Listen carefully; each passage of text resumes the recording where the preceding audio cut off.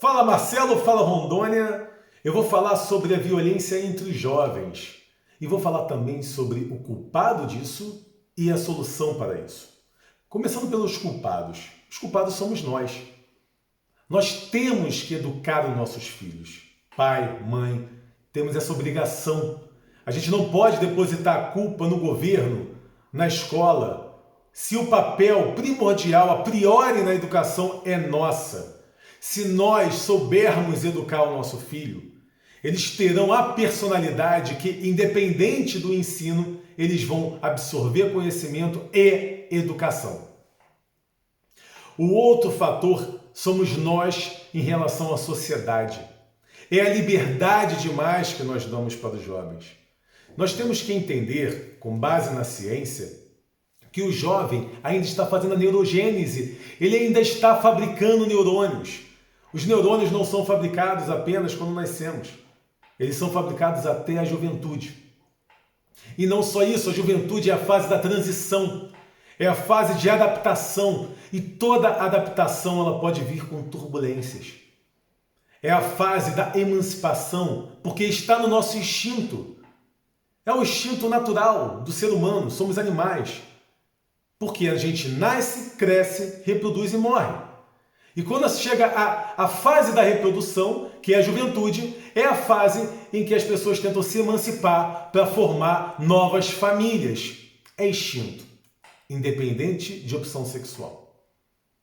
E nessa fase você não sabe muito bem o que você está fazendo.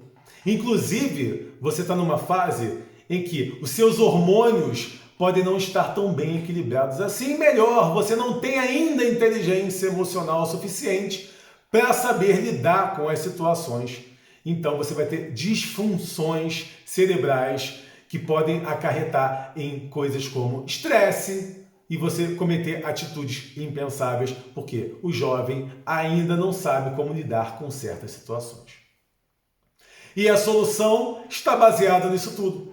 A solução é a gente começar a educar, saber educar os nossos filhos, não colocar culpa nos outros.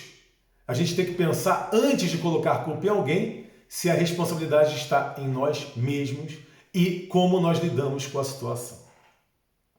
E a outra questão é como a gente dá essa liberdade para os jovens e essa autonomia. O jovem hoje, ele tem uma autonomia, ele tem um poder que não existe e que não pode.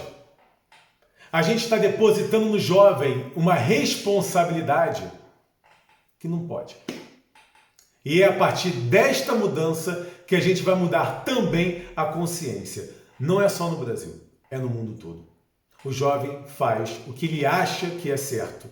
E o jovem nem tem o cérebro formado, nem tem o nível de conhecimento suficiente, nem a experiência suficiente para saber o que é certo.